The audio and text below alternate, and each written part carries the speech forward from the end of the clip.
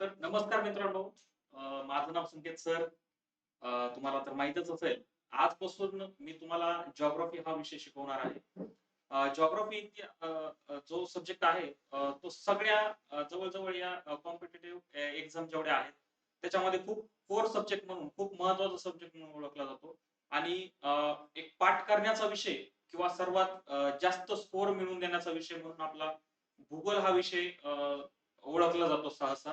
त्याच्यामध्ये मग आपण भूगोल हा विषय आज आपण एकदम बेसिक पासून म्हणजे आपल्या भूगोलाचा इतिहासापासून म्हणजे भूगोलाच्या इतिहासापासून आज आपण त्याचा सुरुवात करत आहोत. नक्कीच. त्याच्यामध्ये मग समजून घ्या. जे आपलं महाराष्ट्र आहे, महाराष्ट्राची निर्मिती कशी झाली? मग आपल्याला सर्वांना माहिती आहे, की महाराष्ट्र हा कधी स्थापन झालेला आहे? तर 1 मे 1960 ला.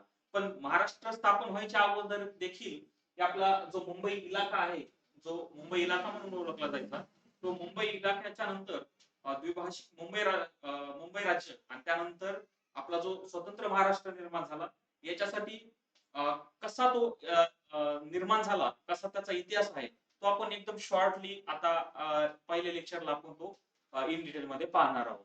ठीक आहे. त्यानंतर त्याच्यामध्ये पहिल्यांदा म्हणलं तर महाराष्ट्राच्या भूगोलाचा इतिहास. त्याच्यामध्ये 1911 ते 1937 ला महाराष्ट्राचा प्रदेश हा मुंबई इलाका म्हणून ओळखला जात होता. मुंबई इलाका 1911 ते 1937 पर्यंत हे खूप महत्वाचं आहे. त्यानंतर ही जी हा जो मॅप आहे ते तुम्ही व्यवस्थितपणे बघून घ्या. त्याच्यामध्ये हा आहे सिंध प्रांत. म्हणजे आता जो पाकिस्तान मधला जो भाग आहे सिंध प्रांत, त्याचं मुख्यालय जे आहे ते होतं कराची. त्यानंतर सेकंड गुजरात. गुजरातला कच्छ आणि सौराष्ट्र हे देखील त्यामध्ये ऍड होते. त्याचं मुख्यालय होतं अहमदाबाद. त्यानंतर आपलं मुंबई प्रदेश, त्याच्यामध्ये त्याचं मुख्यालय होतं कुलाबा. त्याच्यानंतर उत्तर म्हैसूर किंवा उत्तर कर्नाटक त्याचं मुख्यालय होतं ते बेळगावी. ठीक आहे. त्याच्यानंतर पुढचं ठीक आहे. त्याच्यानंतर मग ते मध्ये ते लिहून दिलेलं तुम्हाला, की त्याच्यामध्ये पाकिस्तानातील सिंध प्रांताचे मुख्यालय हे कराची होते. त्यानंतर गुजरातमध्ये कच्छ, सौराष्ट्र हे असून त्याचं मुख्यालय हे आपल्या अहमदाबाद हे होतं. त्यानंतर जो आपला मुंबई प्रदेश आहे, मुंबईमध्ये खानदेश, कोकण, देश विभाग असून मुख्यालय कुलाबा हे होते.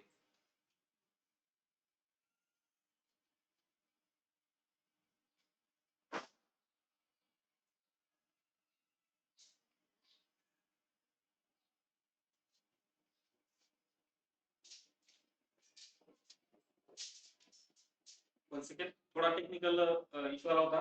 ठीक आहे. हा, तर आपण कंटिन्यू करूया. त्यानंतर त्याच्यामध्ये मुंबईमध्ये खानदेश, कोकण, देश विभाग असून त्याचं मुख्यालय हे कुलाबा होतं. त्यानंतर उत्तर म्हैसूर संस्थानचे होतं, उत्तर म्हैसूर किंवा उत्तर कर्नाटक. त्याच्यामध्ये बेळगाव, विजापूर, धारवाड असून याचं मुख्यालय हे बेळगाव या ठिकाणी होतं.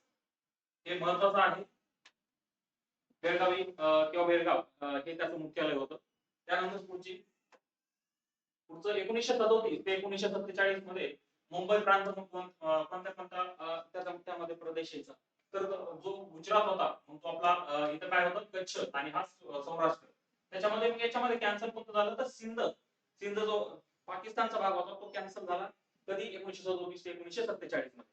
त्यानंतर मुंबई ऍज इट राहिला आणि त्यानंतर उत्तर म्हैसूर किंवा उत्तर कर्नाटक हा देखील ऍज इट इज आपल्याला पाहायला. त्यानंतर 1947 ते 1956 मध्ये मुंबई प्रांत याच्यामध्ये गुजरात होता. गुजरातमध्ये आपला जो कच्छ आणि सौराष्ट्रचा जो भाग आहे तो आपल्याला इथे दिसत नाहीये 1947 ते 1956 मध्ये. मग याच्यामध्ये कोणते कोणते राहतात फक्त गुजरात राहतात, मुंबई प्रांत राहतं आणि त्याच्यानंतर उत्तर कर्नाटक किंवा उत्तर म्हैसूर एवढे प्रदेश राहतात. ठीक आहे. त्याच्यामध्ये मग हे हे तिन्ही तिन्ही मिळून मुंबई प्रांत होतं. ठीक आहे. त्याच्यानंतर पुढचं 1 नोव्हेंबर 1956 मध्ये द्विभाषिक मुंबई राज्य हे निर्माण झालं. आता हे द्विभाषिक मुंबई राज्य कशा प्रकारे झालं हे याची देखील खूप मोठी आयोग, खूप मोठे आंदोलन या ठिकाणी झाले. पण ते इन डिटेल मध्ये आपल्याला पाहण्याची गरज नाही सहसा. याच्यामध्ये हे आपल्याला अभ्यासाच्या बाबतीतला खूप महत्वाचा हे जे आहे कोर्स सब्जेक्ट तो हे एवढं महत्वाचं आहे आपल्याला.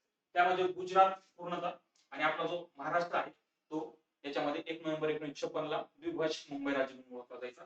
ठीक आहे. त्यानंतर पुढे 1 1 मे 1960 ला स्वतंत्र महाराष्ट्र स्थापन झाला. हे खूप महत्वाचं आहे. आता इथून पुढचा जो आपला महाराष्ट्र आहे, जो सध्याचा महाराष्ट्र आहे, तोच 1 मे 1960 चा महाराष्ट्र.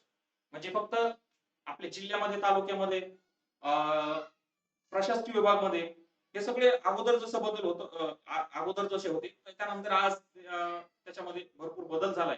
पण हा जो नकाशा आहे तो ऍज इट इज आहे. ठीक आहे. त्याच्यामध्ये मग आपला महाराष्ट्र आणि त्याच्यामध्ये एमपी जो आहे म्हणजे मध्य प्रदेश आहे, त्याला आपले एकूण 8 जिल्ह्यांची सीमा लागली. त्यानंतर जो आपला छत्तीसगड आहे त्याला आपल्या सॉरी 2च आहे इथे, 2 जिल्ह्यांची सीमा लागलेली आहे. ठीक आहे. त्यानंतर आपला तेलंगणा जो आहे त्याला 4 जिल्ह्यांची सीमा लागलेली आहे. त्यानंतर कर्नाटक जो आहे त्याला 7 जिल्ह्यांची सीमा लागलेली आहे. त्यानंतर गोवा जो आहे त्याला 1च जिल्ह्यांची सीमा लागलेली आहे. तो आपला सिंधुदुर्ग आहे, आपल्याला सगळ्यांना माहिती आहे. ठीक आहे. त्यानंतर महाराष्ट्राला एकूण समुद्र किनारा हा 720 किलोमीटर एवढा लाभलेला आहे. त्यानंतर जी आपली महाराष्ट्राची लांबी म्हणता येईल ती 800 किलोमीटर एवढी आहे. ठीक आहे. हे खूप महत्वाचं आहे. हे जवळजवळ पीवायचं आहे. आयोगाचं देखील, एमपीएससीचं देखील किंवा इतर सरळ सेवा जेवढे परीक्षा झालेल्या आहेत त्याच्यामध्ये हे जरी सोपं वाटत असेल तरी हे पीवायक्यू आहे, प्रिव्हियस इयर क्वेश्चन आलेले आहे. त्यासाठी हे खूप म्हणजे पाठांतर करण्याची गरज आहे. आणि हे जे काही क्वेश्चन असतील एकदम इझी ते आपले चुकता कामा नये एवढं नक्कीच आपल्याला काळजी घ्यावी लागेल. ठीक आहे. त्याच्यामध्ये मग 720 किलोमीटर समुद्र किनारा आणि 800 किलोमीटर ही महाराष्ट्राची लांबी. ठीक आहे. एमपीला 8 जिल्हे, छत्तीसगडला 2 जिल्हे, तेलंगणाला 4 जिल्हे, कर्नाटकला 7 जिल्हे आणि गोवाला 1 जिल्हा. ठीक आहे. त्यानंतर पुढे हे खूप महत्वाचं आहे. स्थापनेवेळी जे आपले प्रशासकीय विभाग होते ते एकूण 4 होते. ते 4 कोणते कोणते? तर कोकण, पुणे, छत्रपती संभाजीनगर आणि नागपूर. छत्रपती संभाजीनगरला अगोदर औरंगाबाद विभाग म्हणून ओळखलं जातं. ठीक आहे. त्यानंतर जिल्हे हे 26 होते त्यावेळी, तालुके 229 होते. त्यानंतर पहिले सीएम यशवंतराव चव्हाण हे होते आणि पहिले गव्हर्नर म्हणजे पहिले आपले राज्यपाल जे होते ते होते श्रीप्रकाश. हे सगळे एकदम सिली वाटत असेल किंवा सोपे जरी सगळे डिटेल्स वाटत असेल तर हे खूप महत्वाची प्रत्येक परीक्षेला आपल्याला आपल्याला पाहायला मिळते. ठीक आहे. त्यासाठी एक भूगोलाच्या आपल्या महाराष्ट्राच्या भूगोलाचा जो एक इतिहास होता 1911 पासून तो आपल्या स्थापनेपर्यंतचा खूप महत्वाचा मी तो सगळा एकदम शॉर्टली आपल्याला व्यवस्थितपणे घेतलेला आहे.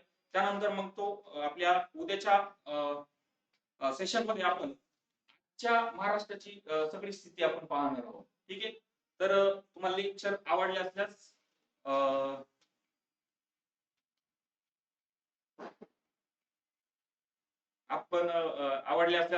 तुम्ही नक्कीच याला लाईक करा, शेअर करा, सबस्क्राईब करा आणि जर काही क्वेश्चन असतील तर नक्कीच तुम्ही कमेंट करून मला विचारू शकता. तर आजचं आपलं सेशन आपण इथेच संपवत आहोत.